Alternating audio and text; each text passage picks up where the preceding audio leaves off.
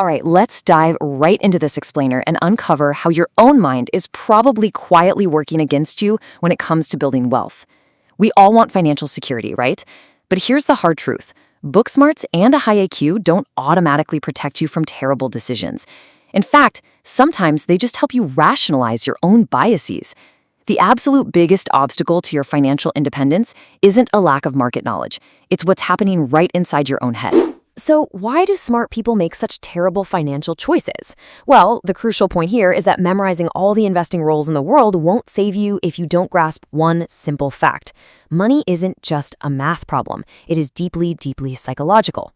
You can optimize every spreadsheet and study market trends until you're blue in the face, but if you don't understand the emotions actually driving your decisions, you'll just keep falling into the exact same traps. Our choices always feel totally rational in the moment, but as we're going to see, they're often anything but.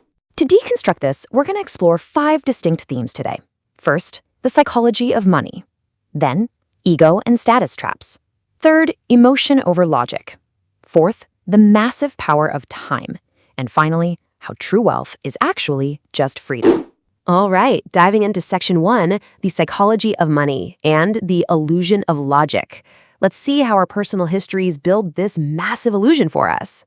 As Housel perfectly puts it, people do crazy things with money, but no one is really crazy.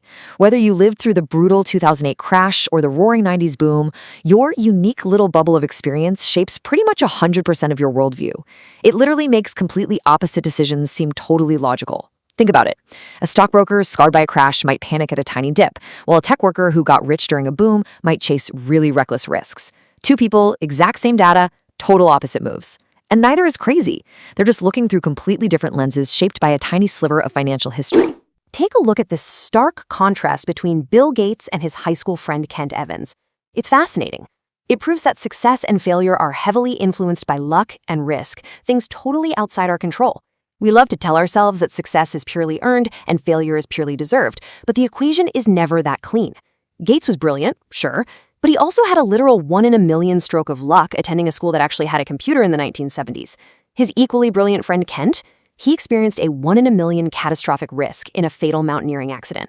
It's a really uncomfortable truth, but it means we have to be incredibly careful about who we idolize and whose playbook we try to copy. Moving on to section 2, ego and status traps, and the cost of admiration. This is where the game shifts from basic survival to feeding our egos. Just think about the never-enough collapse of Sam Bankman-Fried. Even when he was sitting on $20 billion at age 29, chasing more status and more control led to an absolute overnight collapse. It really highlights the silent danger of never defining what enough means to you. I mean, he had incredible wealth, political praise, celebrity endorsements, the whole shebang. He didn't need to mix customer funds to buy groceries. He did it simply to chase more. If you keep moving the goalpost every single time you hit a milestone, you're eventually going to risk everything you have and need for things you don't have and absolutely do not need. Comparison truly has no ceiling. Which brings us to the man in the car paradox. When you see a Ferrari roll by, let's be honest, you aren't admiring the driver. You are just picturing yourself behind that wheel. That means expensive stuff is actually a terrible tool for gaining real respect. We fall into this trap, thinking the right luxury watch or the massive house will bring us admiration. But in reality, wealth just becomes a mirror reflecting other people's desires to be liked. They aren't seeing you, they're just seeing who they could become. So we end up with this really stark paradox between looking rich and actually being rich. Spending money to show off how much money you have is literally the fastest way to have less of it. True wealth is silent, it's unseen. Looking rich is all about the fancy car loans, the flashy Instagram vacations, keeping up appearances. Being wealthy, it's the exact opposite. It's the money you haven't spent. It's the hidden assets giving you options and peace of mind. Let's face it, nobody claps for you when you quietly transfer money into an index fund every month, or when you decide not to upgrade your phone. But those silent, unseen choices, those are what actually build lasting wealth. And this quote hits the nail on the head. Savings is the gap between your ego and your income. This perfectly explains why you see high-earning lawyers or doctors living totally paycheck to paycheck. Their lifestyle just inflates to keep up appearances. If your ego rises exactly as fast as your paycheck does, your savings are always going to be zero. You can't always control market returns, right? And you can't always control your income. But you can control your savings rate. After a certain point, building wealth isn't about earning more, it is simply about needing less. All right, let's pivot to section 3, emotion over logic and surviving the ride. We're moving from theory to action here to see exactly why perfect spreadsheet plans constantly fail in the real world. Here's a huge reality check. The skills required to get rich are completely different from the skills required to stay rich. Getting rich is all offense. It requires boldness, taking risks, being aggressively optimistic. But staying rich? That is entirely defense. It takes caution, it takes humility, and honestly, a bit of paranoia to survive when the market completely flips upside down.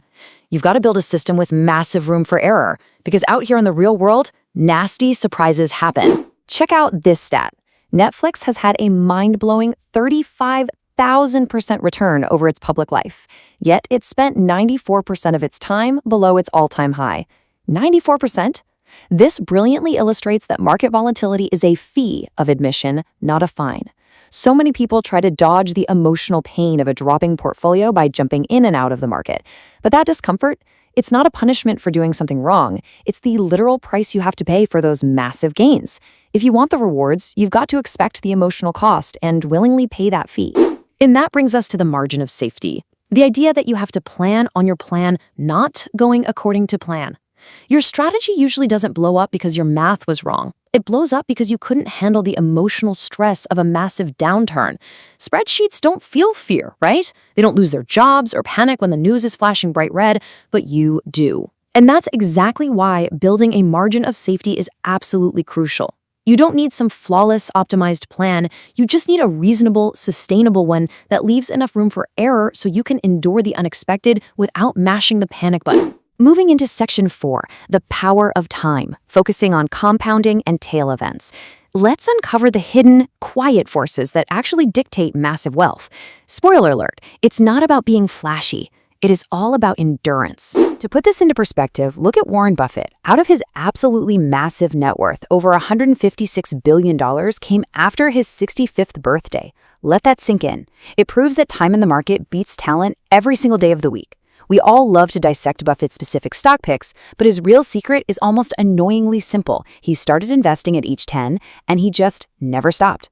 Our human brains literally aren't wired to comprehend how explosive compounding becomes over multiple decades. Real wealth isn't about finding that one perfect moonshot stock. It's about earning consistently good returns for a really, really long time. Which perfectly segues into what we call tail events. Look at this breakdown of the Russell 3000 index. Just 7% of companies drove literally all the net gains.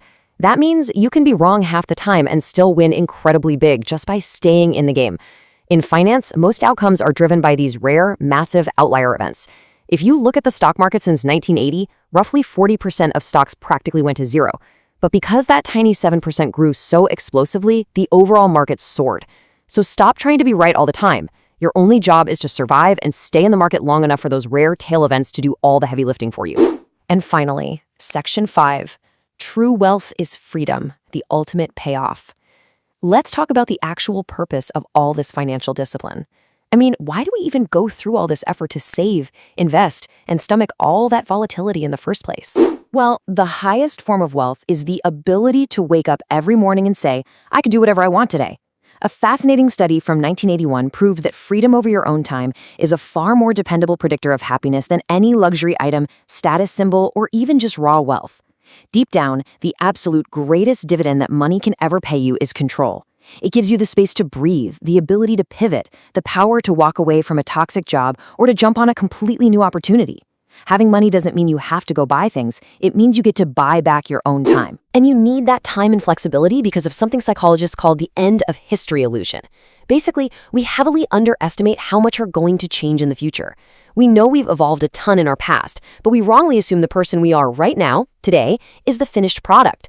Trust me, 10 years from now, you might want a totally different lifestyle. If you lock yourself into an extreme financial path today, you leave your future self absolutely no room to breathe. Aiming for moderate savings, a moderate lifestyle, and maximum flexibility, that is how you protect yourself from future regret. So we have to ask, what game are you actually playing? Before you copy your day trader friend or get jealous of that neighbor buying a brand new Porsche, you have to define your own time horizons and your own goals. Otherwise, you're just playing by someone else's rules. One of the fastest ways to lose your money and your peace of mind is mistaking someone else's strategy for your own. So I want to leave you with this final crucial thought to carry with you. As you look at your own savings, your own investments, and the way you spend your money every single day, are you actually financing your own freedom, or are you quietly sacrificing your future just to play a game you don't even want to win?